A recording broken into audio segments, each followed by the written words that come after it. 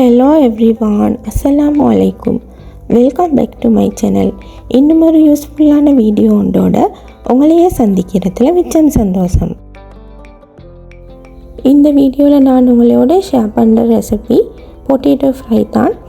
இது ஒரு ஈஸியான ரெசிபி. நார்மல் ரைஸுக்கு அதோட ghee rice, yellow rice, bread, ரொட்டி, நான் ரொட்டி இதுக்கு எல்லாத்துக்கும் எங்களுக்கு இந்த பொட்டேட்டோ ஃப்ரையை செஞ்சு எடுத்துக்கொள்ளும். இது ஒரு சைட் டிஷ்ஷாக செய்கிறதுக்கு ஈஸியான ரெசிபியும் தான். அதே நேரம் டேஸ்ட் வைஸ் எல்லாம் போனாலும் சூப்பராக ஈக்கும். இப்போ வாங்க இது எப்படி செய்கிறேன்னு பார்ப்போம்.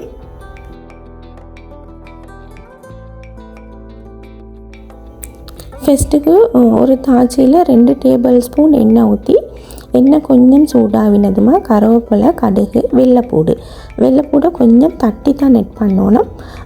இப்போ இதை கொஞ்சம் வதக்கணும் எண்ணெயிலே.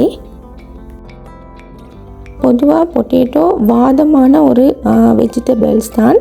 ஸோ அதனால் நான் கிழங்குல என்ன சரி ஒரு டிஷ் செய்கிறேன்டாலும் கட்டாயம் வெள்ளைப்பூடு எட் பண்ணிக்கொள்ளணும். இந்த டைமில் நான் ஒரு 2 துண்டு ரம்ப இலையும் சேர்த்து கொண்டேன்.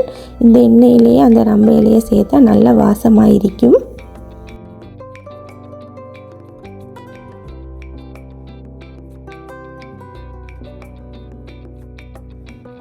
இப்போ நான் தட்டி சேர்த்து கொண்ட வெள்ளைப்பூடு மிச்சமே கலர் மாறணும்ன்ற அவசியம் இல்லை.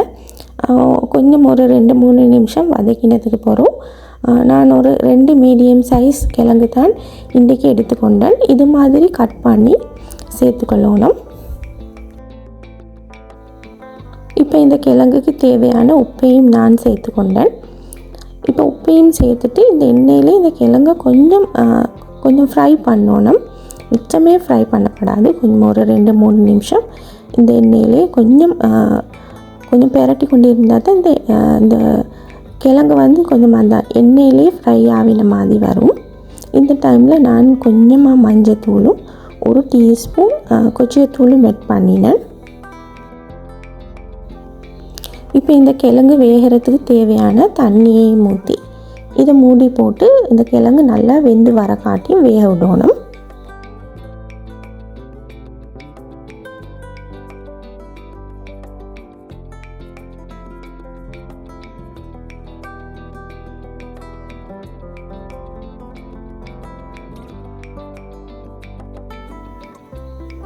இந்த டைமில் நான் ஒரு 2 பச்சை குச்சிக்காவும் ஆட் பண்ணினேன்.